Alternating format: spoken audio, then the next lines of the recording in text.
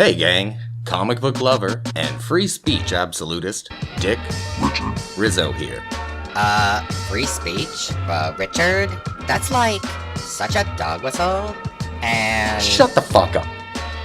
Anyway, I'm excited, and it's not just for Deadpool 2. You all know the drill! Watch out for Cable! Hit it! But I can't do this alone. We need backup. We're gonna form a super duper fucking group. It's time to get back on LinkedIn. Fuck it. It's showtime. Don't call it a comeback! I've been here for years, so listen to my bass go boom! Explosion! Damage! Damage! Damage! You're no fucking hero. You're just a clown. Dressed up as a sex toy. So dark. You sure you're not from the DC universe?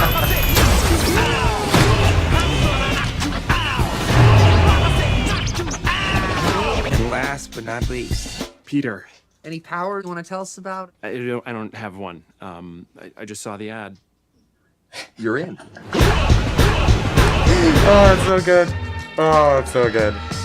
I'm also excited for Jawbreakers, Lost Souls, a 100% crowd-funded graphic novel that recently surpassed $300,000 in funding, and that number is still rising.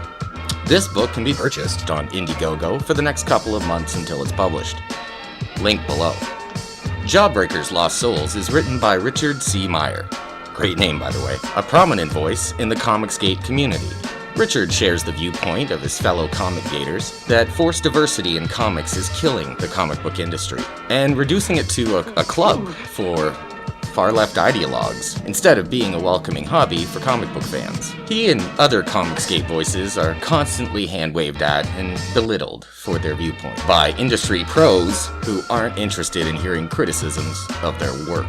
Now, these pros often resort to the mudslinging tactics of the far-left social justice crowd, from the mundane blocking and labeling on Twitter of Comicsgaters as misogynists, Nazis, racist, sexist, homophobic, xenophobic, Islamophobic, you name it.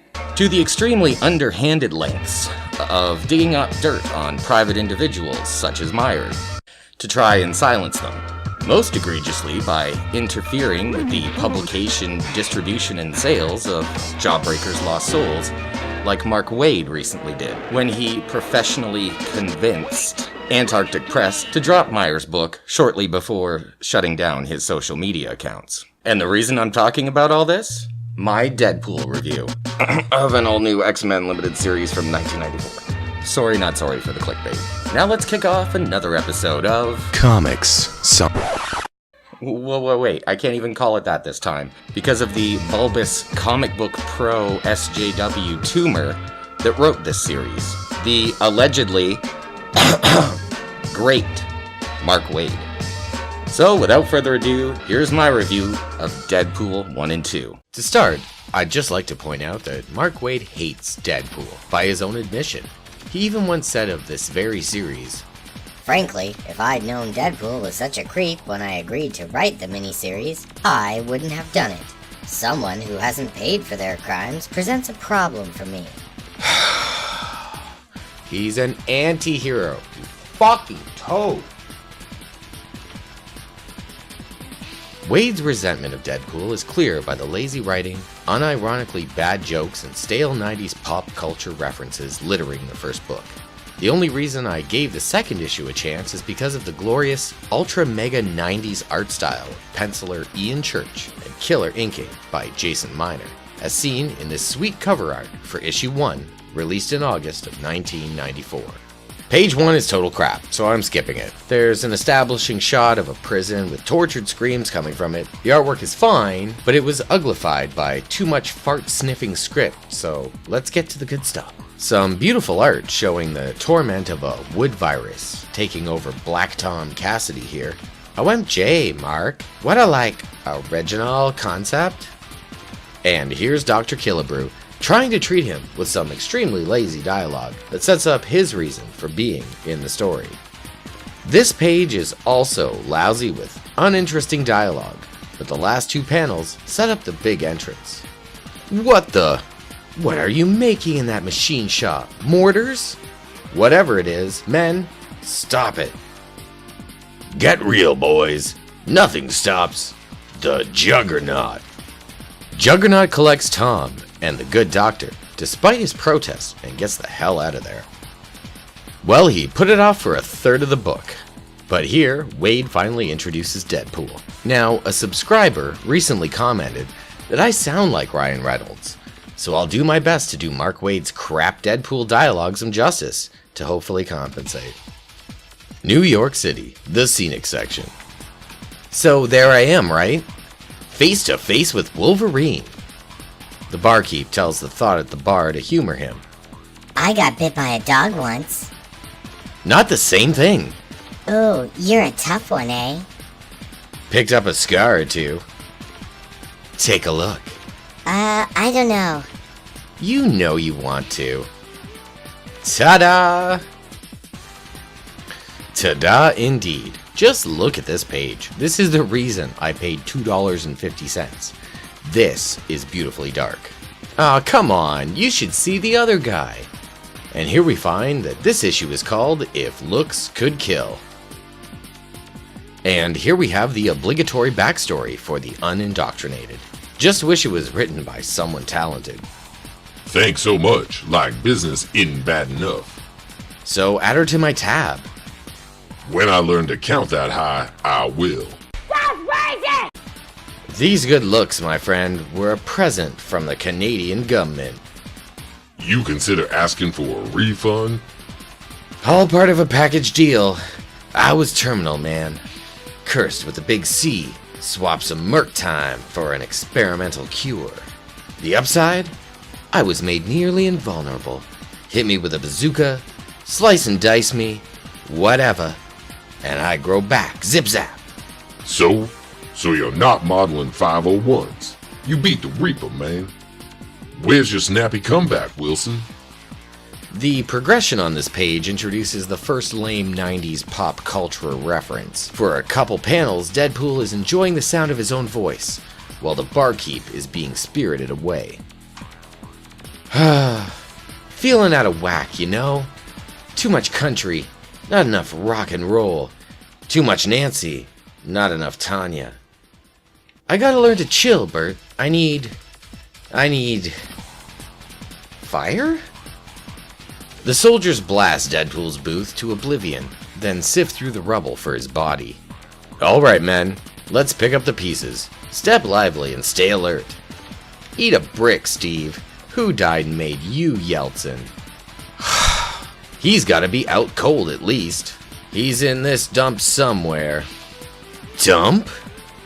Again, the artwork outshines the writing here. Nice action shot. Are you nuts? Asked and answered.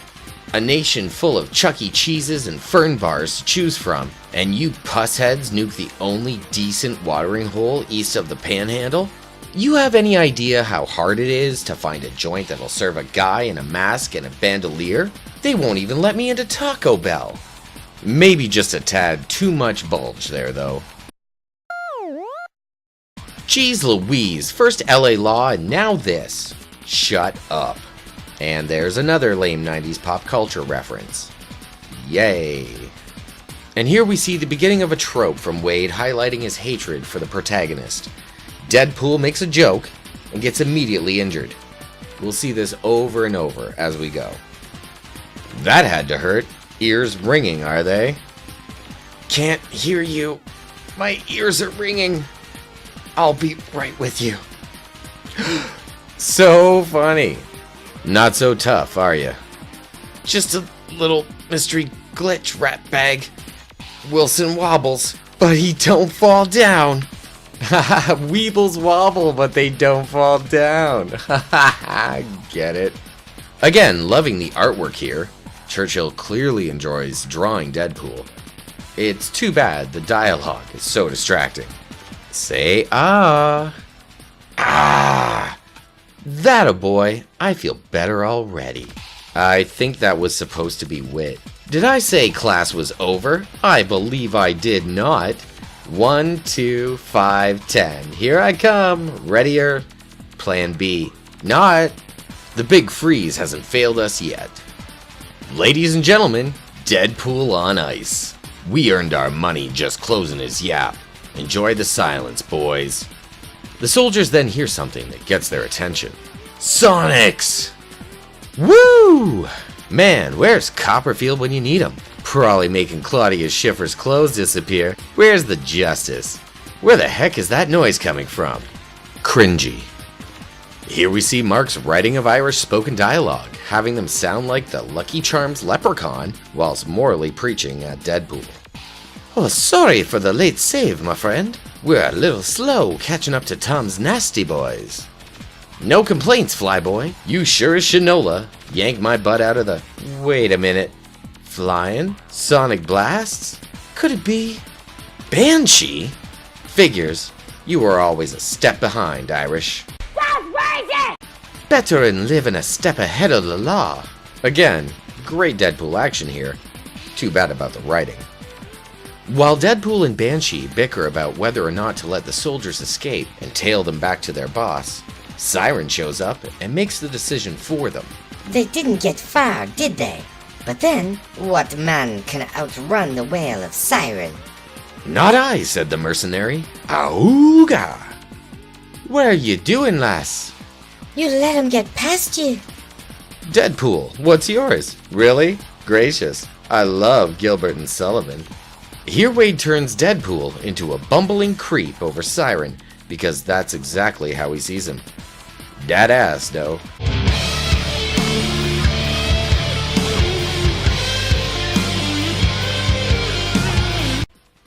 We find out the two newcomers are chasing Tom Cassidy, which piques Deadpool's interest. Not that I ain't grateful for the save, Irish. Ah, yes, the legendary gratitude of Deadpool. But clue me up, you and your Hubba Bubba didn't exactly stumble onto the scene. Hubba Bubba. Some more obligatory backstory here, letting us know that Banshee and Siren are related to Black Tom, and the soldiers were sent by him to capture Deadpool. Banshee leaves, but Siren stays behind despite his protests. Now we get to see some 1990s style strong independent whammon dialogue.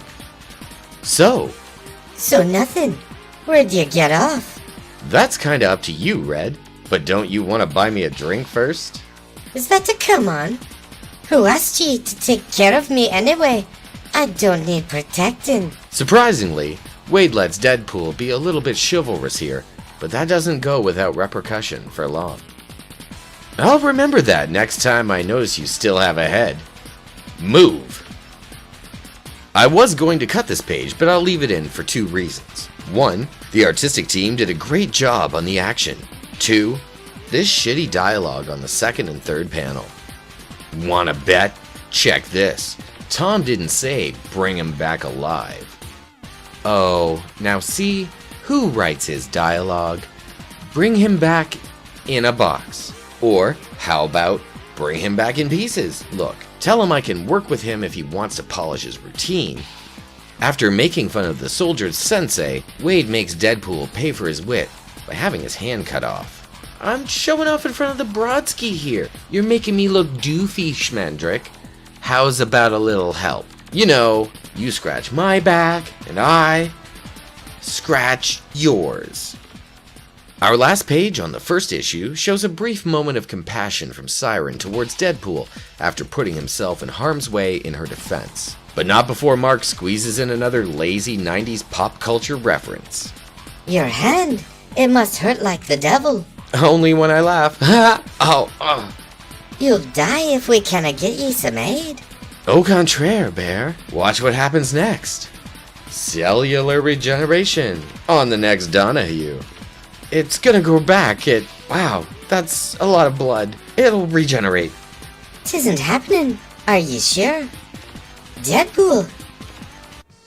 Now, before we hit the back end of this review, some of you may be wondering, Richard, what the fuck is going on in the scans for this issue? Why do the pages look like they've been dipped in cat piss? well, that's because my first roommate's cat pissed all over it. It was left out on the coffee table with a few other books, and that mangy, flea-bitten little shit picked this particular book to show her disdain. Almost as if she knew that this poorly written issue deserved to be desecrated with noxious, disgusting fluid. That's right, Mark. A gross, contrary she-cat picked your book as her signal of defiance. In hindsight, I think she was right to do so. And here's the cover of issue 2 of this limited series, published in September of '94. This cover is simple and beautiful. Juggernaut's angry visage powering towards a reflected Deadpool, chucking shurikens in vain at the encroaching powerhouse. This issue is titled Luck of the Irish. And we got to this point in the middle of a 5-page flashback, referenced in the last issue as the Farouk affair. Who cares, Mark? No one! That's who! I briefly pause here to show you Mark Waid's Duluth model mindset in the following bit of throwaway dialogue. Al! Long time no extort. How you been? Still beating the wife? Deadpool! You're such a hero, Waid. Men beating their wives. Who thinks that's funny? Mark does. And we're finally back to where the last issue left off. Siren has been watching over Deadpool and has been gracious enough to cover his unsightly stump with his glove. Deadpool then forces his hand to grow back. Siren starts filling him in, while Deadpool further tries to fill her in. We get it, Mark. You think he's a creep. Just then, the concealed couple are discovered by one of Tom's soldiers. I'm unfortunately cutting out some killer pages with artwork of Black Tom, Juggernaut, and Dr. Killebrew dealing with Tom Cassidy's infection, but we wouldn't want a claim or strike of some kind now, would we? Some nice action here, again, with unfortunate dialogue distracting from solid, ultra-mega 90s art. Basically, Siren tries telling Deadpool to shut up for a whole page, so she can use her sonic attacks. Skipping Siren being silenced by a black facial, Deadpool tricks Black Tom's men with the old, "Hey, isn't that the Juggernaut behind you" routine? Some more great stuff here from Churchill and Miner, as Deadpool tries to buy some time for Siren to launch a sonic defense. Siren can't help at all, and the two have to bail out of the window down onto a random pile of garbage. Down in the dumps, Siren shows some compassion for the merc with a mouth, but is shut down once she tries to remove his mask. You shouldn't have taken such punishment. Flesh wounds. The fleshy part of your lungs. Let's get that mask off and... Let's not and say we did. Just then, the Juggernaut returns to finish the job for good old Tom, causing the dumpster duo to case it. Juggernaut? You mean he's really here? That was a joke. Come on, we have to make a stand. What? Pick a fight in there? Are you kidding? No, not even with regenerative powers. Absolutely not. Follow me. Here, Mark Waid busts through the wall of an apparent adjacent knife factory like the Kool-Aid Man, looking to exact some revenge on Deadpool. Unsurprisingly, he gets 1,000 knives thrown at him. Some great action here, where Juggernaut brags about his invulnerability before feeding the knives back at Deadpool and Siren. The dialogue, yet again, isn't worth reading. Mark gets mad and throws even more knives at Deadpool, but Siren shatters the metal missiles with a sonic blast.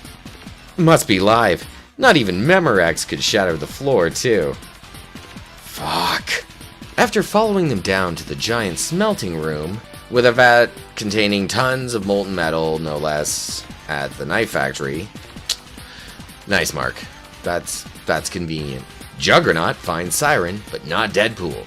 And here it is, the one and only time I laughed in this Deadpool series.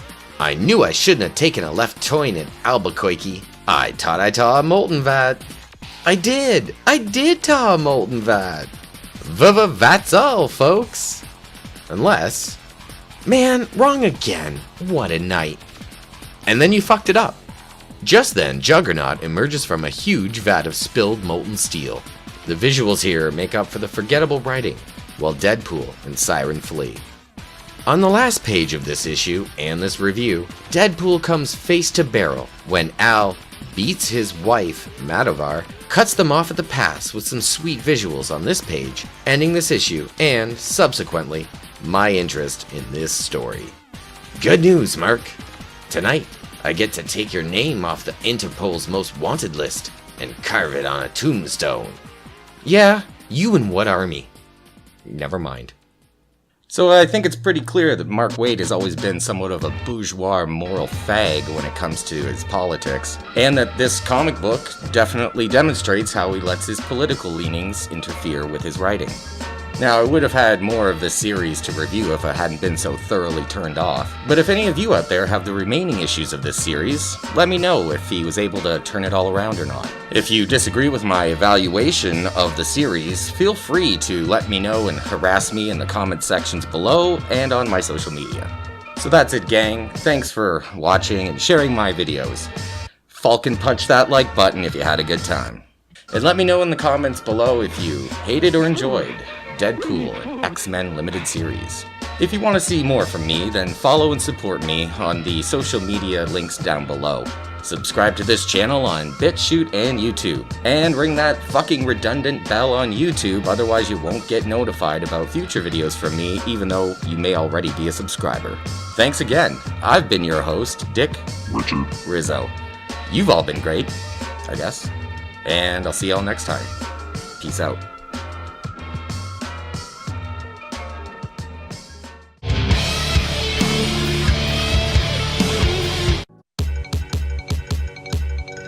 Hey, here's a magic message. Read it and pass it on.